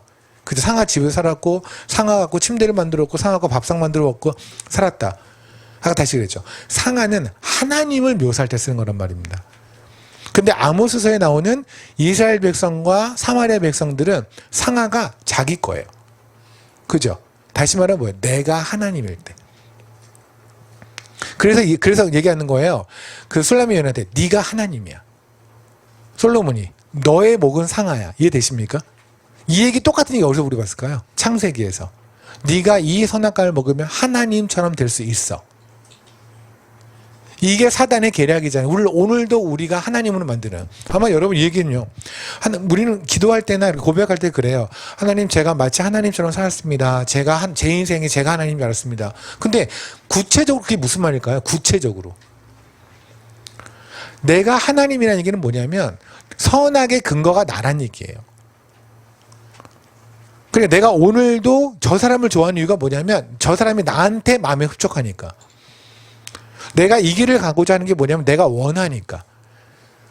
그러니까 모든 선악에 내가 좋고 싫고 뭐냐면 내가 이걸 전공했고 내가 이것을 좋아하고 나의 스타일은 이건데 그거에 맞춰주니 저들은 좋은 사람이야. 그리고 이거는 좋은 길이야. 그러니까 오늘도 그래요. 우리는 그냥 말 그대로 좋은 일, 돈도 생기고 뭐도 생기면 다 좋은 일이에요. 왜? 나한테 좋은 거니까. 그죠? 근데 나한테 좀 불편한 일이 생기면 다 오늘은 일진이 안 좋은 거예요. 뭔가 애군이 꼈거나 마가 낀 것 같아요. 우리가 믿는 사람이 말은 그렇게 못해도 그냥 내 마음속은 되게 그래요. 그죠? 그리고 조용히 닭피도 뿌리고 막 이러잖아요. 근데 우리 왜 그래요? 그 생각해 봅시다. 하나님께 우리는 또 한편으로 보면 고난을 하나님께 고난은 복이라고 얘기를 해요. 그죠? 근데 실질적으로 우리는 고난을 복이라고 생각하지 않아요. 왜요? 인간의 육신은 고난을 원치 않거든요. 생각해 보세요. 욥은 하나님이 주신, 하나님이 사단을 통해서 허락하신 거잖아요. 그죠?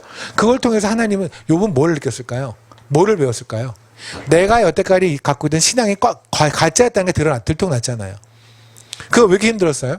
왜 하나님께 불평해서? 아니, 하나님에게 당신이 전능자라면 이렇게 못합니다라고 대놓고 당신은 전능자가 아니라고 얘기한 거예요. 우리가 사도신경을 외울 때만 나오잖아요. 전능하사, 천지를 만드신 하나님 아버지를 내가 믿는다고 하는데 실질적으로 욥은 어땠냐면, 실제로 우리는 어떠냐면 삶에서 하나님이 전능하지 않은 것 같은 거예요. 본능 안에 있으니까. 맞죠? 욥은 그 단계를 거쳐서 본인의 신앙이 가짜였다가 들통난 거예요. 그 얘기는 뭐예요? 결국 나중에 가서 이제 진짜가 된 거죠. 이해되십니까? 그 오죽하면 그렇게 말하잖아. 자기가 정금같이 나아오리라. 그게 무슨 말씀인지 아세요? 본인이, 이게 좀 여러분이 찬양 그걸 여러분이 그 내용을 잘 생각 안 해서 우리가 정금같이 나아오리라 뭐 이러는데 제가 노래를 해서 노래할 때마다 죄송은 해요. 그게 뭐냐면 욥이 그러는 거예요. 하나님이 지금 저를 까시잖아요. 근데 잘 생각해 보세요. 저 원래 되게 정금 같은 인간이에요. 욥이 지가 말하는 거예요. 지 입으로. 저 이런 고난을 받을 만한 인물이 아니에요. 제가. 저같이 훌륭한 사람을 왜 이렇게 까십니까? 저같이 훌륭한 사람을 왜 굳이 다듬으시려고 왜 고난을 주고 그러시는 거예요? 이게 욥이 하는 얘기예요. 교만의 끝이죠. 그건 찬양 만들어서 안 되는 가사예요. 그러니까 여러분이 만약에 하나님 제가 정금같이 나아가겠습니다. 그럼 하나님 여러분 까요. 욥처럼. 오케이 일로. 그리고 그거 하면 안 되는 가사예요. 근데 어쨌든 간에 욥은 지금 끝장나게 교만했던 사람이에요. 그런데 하나님의 다듬음 안에서 이제 드디어 자기의 신앙의 거짓이 다 드러나고 그리고 이제 정상이 되는 거죠. 우린 그걸 복이라고 알고 있어요. 하는데도 불구하고 내 삶에 고난이 온 걸 정싫어하죠. 왜요? 선악의 기준이 나거든요. 애들한테 엄마가 팔을 주고 뭐 이렇게 뭐 잡곡밥 주고 막 이러면 애들 싫어하잖아요. 엄마 나를 왜 이렇게 박해해? 이러잖아요. 근데 애한테 그게 좋은 거예요. 근데 애는 왜 그걸 싫어해요? 선악의 기준이 자기거든요. 선악의 기준을 엄마한테 아빠한테 넘겼을 때 걔네 인생은 편해요. 그렇잖아요. 애들의 인생이 꼬이기 시작하는 건 언제냐면 얘네가 엄마가 입혀주던 대로 입지 않고 갑자기 지가 자기 옷을 입으면서 빤스 밖으로 입고 나와서 이거 괜찮지 않아? 이때부터 인생이 꼬이기 시작하는 거예요. 선악의 기준을 자기한테 둘 때. 우리의 인생이 거꾸로 돼. 우리의 인생이 망쳐버린 게 뭐냐면 에덴에서 선악의 기준을 지한테 뒀거든요. 이제는 우리는 선악의 기준이 난 거예요. 내가 하나님인 거예요. 그러니까 우리가 내가 하나님처럼 살지 않겠습니다라고 말을 하는데 구체적으로 어떻게 사는 게 하나님처럼 안 사는 거예요? 선악의 기준 하나님께 드리세요. 그냥 드리세요. 나는 왜 하나님이 얘를 내 옆에 붙였는지 모르겠어. 걔 아니면 안 되니까 붙이는 거예요. 너무 센 애 아니야? 네가 더 세요. 우리 그러잖아요. 뭐 그냥 강팀하고 붙어야 힘이 강하세요. 본인들이. 하나님 왜 이런 고난을 허락하시죠? 아유, 하나님도 힘들어요. 그런 고난 만드시기도 힘들어요. 근데 우리가 워낙 세요. 워낙 이놈의 고집이 너무 세서 하나님은 그걸 만드셔야 돼요. 그렇게 하시는 하나님을 찬양하세요. 고난을 서둘러 끝내주십시오라고 기도하지 마세요. 하나님, 이 고난에서 하나님이 원하신 거 다 이루세요. 다 이루세요 기도하세요. 아멘. 하나님이 하나님임을 인정하십시오. 여러분이 하나님 아니에요? 지금도 한번 생각해보세요. 사람과의 관계에서, 사업에서 혹시 내가 지금 좋다고 생각하는 사람, 내가 지금 현재 싫다고 생각하는 사람, 이게 하나님이 동의하는지 한번 구체로 생각해보세요. 싫은 사람 많이 있잖아요. 최소한 뭐 한 10명 안팎으로 있잖아요. 그죠? 그죠? 그 중에서 진짜 싫어하는 사람 3, 4명 정도는 반드시 있잖아요. 우리가. 그죠? 이게 겹칠 수도 있어요. 우리 사이에서.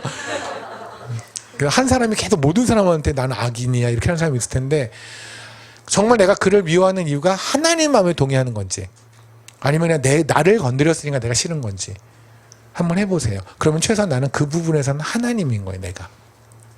내가 선악의 기준인 거죠. 그죠? 그러면 너무 좋아요. 이걸 보고 하나님은 구약에도 뭐냐면 네 목이 뻣뻣하다고 하시는 거예요. 우리 왜 목이 뻣뻣한 백성이라는 표현 많이 있잖아요. 그게 바로 그거예요. 목이 뻣뻣한 백성이라는 게 우리가 교만을 헷갈려서 뭔가 좀 이렇게 그냥 말 그대로 세상에서 말하는 교만 있죠. 좀 있는 척하고 뭐 이런 사람, 그런 사람도 목이 뻣뻣하라고 하는데, 물론 그것도 목이 뻣뻣한 거에 속하겠죠. 근데 하나님이 말씀하신 궁극적인 목이 뻣뻣한 백성은 어떤 거냐면 이거, 자기가 선악의 기준인 거. 그러니까 그 사람은 정말 되게 겸손할 수도 있어요. 남들이 보기에는 안녕하세요 그러고 뭐 잘하셨으면 제가 뭘요? 제가 아니에요. 근데 하나님 보시기에는 그렇게 목이 상하예요. 그냥 솔로몬은 그렇게 살라는 거예요. 네 목이 상하야. 네가 하나님이고 네가 목 뻣뻣하게 네가 기준으로 살아 라고 지금 말을 하는 거죠. 우리가 앞에 여기 청년들이 있는데 앞에 일을 설계할 때도 마찬가지예요. 하나님이 원하시는 게 과연 무엇인가에 대해서 생각할 때는 여러분이 여태까지 전공했던 것까지도 일단 다 0으로 제로로 놓고 시작하셔야 돼요. 근데 우리는 내가 여태까지 전공했고 내가 가지고 있는 재능 그러니 이걸 바탕으로 생각하거든요. 생각하시려면 처음부터 완전히 제로베이스에서 시작하셔야 돼요. 하나님이 뭐 하실 줄 알고. 생각해보세요. 모세는 왕자였잖아요. 왕자였던 모세를 하나님이 어떻게 쓰셨어요? 목동으로 보냈어요. 40년 동안. 왕자, 이집트 궁궐에서 배운 거 1도 쓸 게 없어요. 거기서는 1도. 맞죠? 근데 하나님께서 왜 모세를 보고 온유하다고 표현하는 줄 아세요? 그처럼 온유한 애가 없어. 이렇게 표현하세요. 왜요? 온유라는 거는 우리가 보통 온유를 성격이 좀 좋은 거라든가 화를 안 내는 걸 온유라고 그러는데, 성경에서는 험불해요. 겸손한 거. 겸손한 자가 하는 게 뭐냐 아십니까? 순종을 해요. 그래서 온유한 자는 순종하는 자예요. 모세는 어떻게 순종했냐면 40년 동안 왕자였는데 목동 바꿨을 때 내 모든 전공, 나의 비전, 아니 여태까지 여기까지 이렇게 40년 동안 놔뒀으면 하나님 분명히 이렇게 쓰셔야 되는 거 아니에요? 그죠? 관성에 의해서 여태까지 그래 왔으니까. 근데 하나님이 완전히 뒤집었는데도 아멘 하고 가는 게 모세라고요. 그게 하나님이 원하시는 거예요. 아멘. 특히 청년들 앞으로 지금도 여러 가지 내가 무엇을 해야 될지 어떤 걸 해야 될지 잘 고민을 하거나, 내지는 뭐 꼭 청년뿐만 아니라 제로 베이스에서 시작하세요. 자매님들 혹시 뭐 배우자를 할 때 여태까지 나는 뭐 쌍꺼풀이 뭐 한쪽만 있고 뭐 이런 거, 그런 사람 안 좋아하나?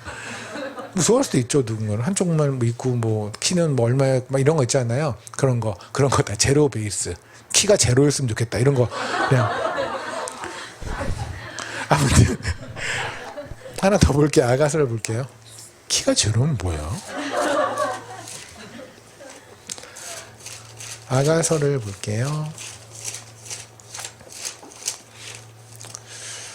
지금 사탄이 얼마나 우리를 교묘하게 속이는지 아시겠죠? 너희 목은 상아 같아. 우리의 목이 상아 같으면 큰일 납니다. 5절. 머리는 갈매산 같다라고 했죠. 머리는 갈매산 같다가 뭘까? 머리는 갈매산 같다. 그죠? 갈매산. 그러니까 성경에 나오는 갈매산을 보면 되는 거잖아요. 그죠? 갈매산을 보면 되죠. 아모스를 딱 볼게요.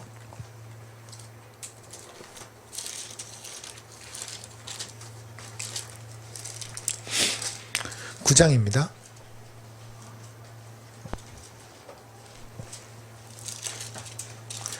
보면 범죄한 나라를 말하리라 라는 소제목에서 3절에 이렇게 나옵니다. 갈매산 꼭대기에 숨을지라도 내가 거기에서 찾아낼 것이요. 이게 무슨 말씀이냐면, 너희가 아무리 갈매산에 숨어서 있더라도 내가 끝까지 찾아내 내가 너 징계할 거야 이런 말씀을 하시는 거예요. 그러면 그들이 만약에 갈매산에서 평소에 가지도 않았던 곳이라면 굳이 하나님 말씀하실 필요 없죠. 갈매산은 어떤 곳이냐면 그들이 숨는 곳. 그죠? 우리 그러잖아. 애들 보면은 뭐 엄마가 화나고 그러면 애들 반드시 숨는 곳이 정해져 있거든요. 그런 것처럼 숨는 곳. 우리도 그러죠. 우리 삶에서도 숨는 곳이 있잖아요. 뭔 일이 딱 터졌을 때 생각나는 사람, 내지는 생각나는 거. 그죠? 그런 것들, 숨는 거. 어떤 일이 터졌을 때, 내가 좀 돈이 있으니까 괜찮아. 내가 터졌을 때, 내가 내가 친구 중에 누구누구 있으니까 괜찮아. 숨는 곳. 피난처라고 하잖아요. 근데 하나님은 하나님만이 피난처라고 하셨거든요. 아멘. 하나님만이 도피성이라고 하셨거든요. 그러면 하나님이 도피성이라고 한다면 그분은 신실하고 변함이 없다면 우리는 늘상 그 안에서 안정감을 누리는 게 맞는 거잖아요. 근데 말은 그렇게 하는데 실질적으로는 하나님 피난처가 아닌 거죠. 세상의 피난처인 거죠. 맞잖아요. 그게 갈매산이에요. 그래서 니들이 아무리 거기 숨어도 내가 쫓아가서 내가 멸망시킬 거라고요. 그러니까 니네들이 숨은 거는 그거는 나한테는 피난처가 되지 않아. 피난처는 뭐냐면요. 하나님 안에 피난처는 하나님의 진노를 피할 수 있는 게 피난처예요. 하나님의 진노를 피할 수 있는 곳은 어디예요? 예수품 바위 틈밖에 없어요. 그 안에 주님의 뱃속에 있는 수밖에 없어요. 그 외에 하나님의 진노를 피할 건 없어요. 이게 여러분이 기억하실 게 우리의 현실이 워낙 팍팍하다라는 이유 때문에 우리가 잠깐 까먹는데 진짜 앞으로 10년 후, 20년 후 여기서 20년 후에 여기서 몇 명은 사라지지 않을까요? 20년 후면 여기 몇 명 없잖아요. 저주인가 이렇게 말하면? 저는 팩트를 말하고 있는 거예요. 그죠? 몇 명은 없을 거예요. 뭐 저 포함 몇 명 없을 거예요. 물론 여기는 젊은이들 같은 경우는 나는 있네 이러겠지만 본인들도 곧 사라져요 다. 그죠? 앞으로 여기서 40년 후에 여기서 있을 사람이 누구 있을까요? 수환이 빼고 없을걸요? 수환이 빼고 40년 후에 여기 있을 사람 없잖아요. 대부분 다 가요. 그때 알 거예요. 그때 피난처가 뭔지를. 그때 돈, 내 스펙, 외모, 기타 등등등 아무것도 그것이 나를 구원해주지 못하고 나를 보호하지 못하는 하나님의 진노로부터. 영원한 곳으로 들어가는데 하나님의 진노가 쏟아부을 텐데 거기에서 우리가 예수 안에 있는 사람들은 이제 괜찮을 거예요. 그죠? 그러니까 우리가 이 땅에서 안정을 누리는 게 바로 그거에서 안정을 누려야 되는데 우리는 참 까먹는단 말입니다. 그러니까 마치 구원을 날로 받았으니까 그냥 싼 것처럼 여기는 거죠. 나중에 보실 거예요. 나중에 알게 될 거예요. 그것이 무엇인지를. 그때 가서 구원을 껌으로 여겼던 모든 순간들 하나님 앞에 정말 회개할 거예요. 그렇죠? 갈매산이 그런 거예요. 여러분 엘리야의 이야기 아시죠? 엘리야가 850명의 이방 선지자하고 싸움을 하잖아요. 아시죠? 그 산 이름이 갈멜산이에요. 그때 아합이 뭐랬냐면 이방 선지자들한테 니들이 다 갈멜산으로 집합해라 라고 얘기를 해요. 왜요? 이방 선지자들이 자기네 믿는 신한테 제사를 지냈던 곳이 바로 갈멜산이었거든요. 갈멜산은 그런 곳이에요. 이 세상에 살아가는데 필요한 자기 피난처들이 있는 곳. 그것이 갈멜산이에요. 그래서 솔로몬이 말하는 거예요. 너의 머리는 갈멜산과 같다. 세상에서 피난처 삼으라고요. 예수가 너의 뭐를 지켰냐는 게요. 예수가 너의 건강 지켜주더니 너 근데 왜 아파? 예수가 너의 돈을 지켜줬어? 근데 너 왜 사업 그 모양이야? 예수가 너의 시험을 지켜줬어? 근데 왜 떨어졌어? 계속 세상은 그렇게 말을 해요. 그래서 예수는 아무런 능력이 없는 신으로 만들어요. 그래 우리는 뭐라고 그래요? 주님! 능력을 보여주십시오. 이번에 수능에서 이번에 시험에서 능력을 보여주십시오. 그래서 예수 그리스도를 잠깐 외국어 영역에 강한 신으로 만들려고 하는 거예요. 그렇지 않아요? 부처하고 맞짱 떠서 수리 영역은 주님이 이번에 선전하실 거라 믿습니다. 작년엔 좀 힘드셨죠? 뭐 이러면서 세상에 만군의 여호와 하나님이세요. 우리를 죄에서 우리를 지옥에서 어둠에서 구원하실 수 있는 유일한 분. 그분을 고작 수능 하나에 쓰려고 하는 고작 사업 하나에 그분의 이름을 팔려고 하는 이게 지금 무슨 짓일까요? 십자가 내가 다 이루었다. 아마 우리의 신앙은 지금 뭔지 아십니까? 솔직히 말해서 굉장히 좀 거친 말이 될 수도 있는데 정말 쓰레기 같은 이 신앙들이 어떤 건지 아세요?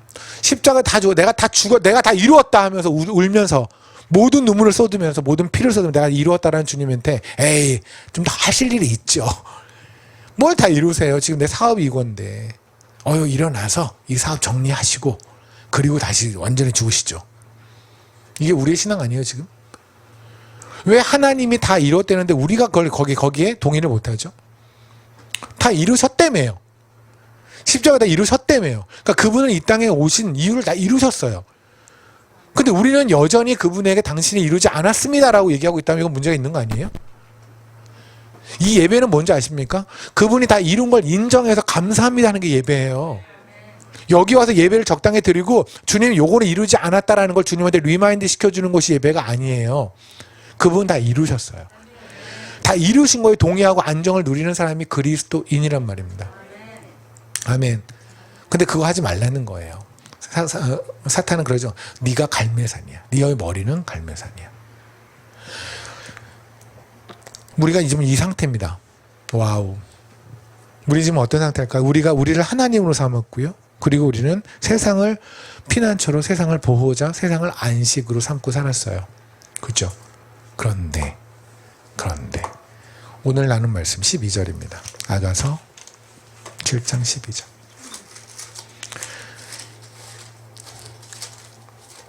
이랬던 우리들이 지금 뭐 하냐면 우리가 일찍 일어나서 포도원으로 가서 포도움이 돋았는지 꽃술이 퍼졌는지 석류꽃이 피었는지 보자. 거기서 내가 내 사랑을 내게 주리라. 아멘. 그런데 우리 지금 여기 있네요. 우리가 원래 하던 짓거리로 본다면 우리는 지금 여기 있으면 안 돼요. 세상이 보호했는데, 세상이 피난처였는데, 세상이 안식이었는데요. 내가 하나님인데 내가 왜 여기 와 있죠? 주님이 일찍이 우리를 깨워서 이 자리에 불러오신 거예요. 주님 손 잡고 우리 여기 와 있는 거예요. 지금 술래미 여인의 얘기가 그거예요. 주님, 사실은 저 솔로몬의 얘기에 너무 흔들렸어요.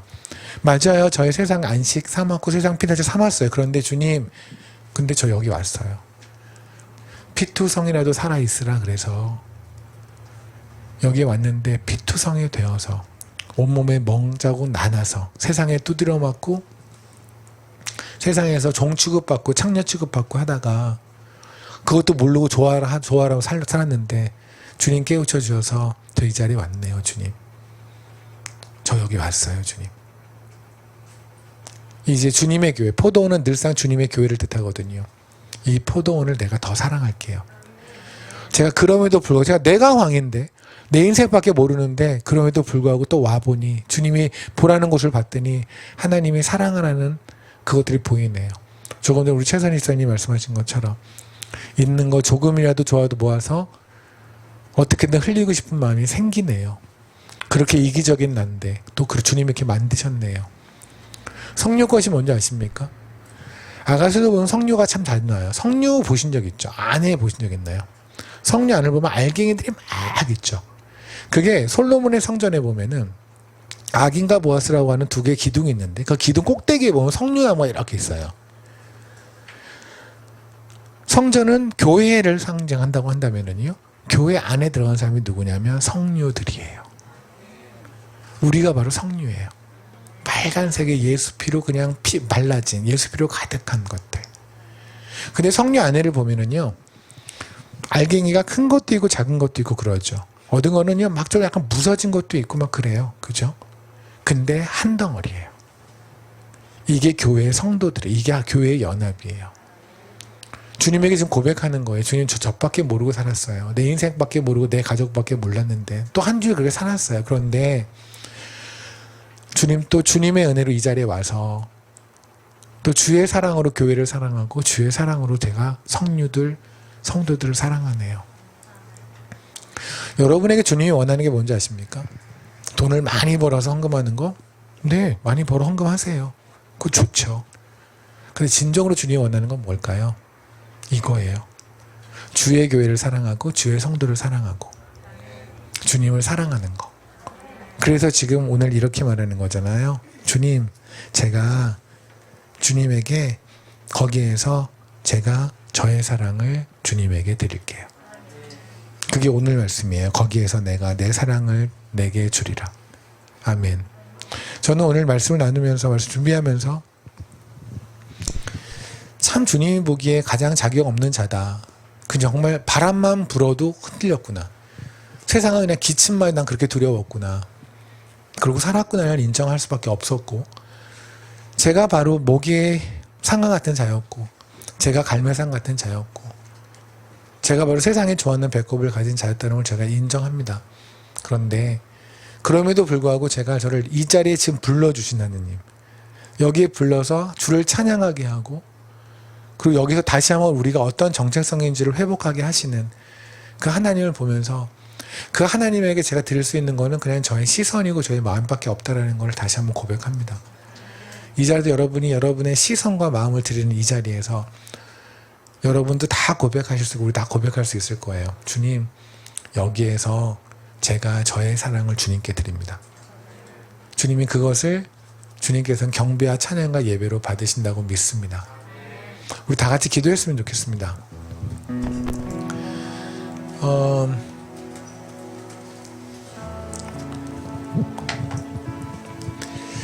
정말 피투성이 되었죠. 한 주 동안 피투성이 되었습니다. 우리 그냥 멍투성이죠. 온몸이 멍으로. 그런데 세상에서 그렇게 두드려 맞고 세상에서 그렇게 학대받고 그렇게 박해받고 그런데도 좋아라 세상 쫓아다녔던 자들, 그래서 세상 것인 줄 알았는데 또 오늘 이렇게 부르셔서 너 내 거다 라고 다시 말씀하시니 감사합니다. 너무 부끄러워 주님 앞에 나올 수도 없고 주님께 드릴 것도 없는데 네가 여기 와서 네가 나를 바라보는 것만으로도 나는 이미 충분히 예배를 받았다고 하시는 주님이십니다. 우리 주님께 어쩌면 지키지 못할 약속이지만 주님의 도우심을 구하며 주님께 이러한 약속을 했으면 어떨까 싶습니다. 주님, 이제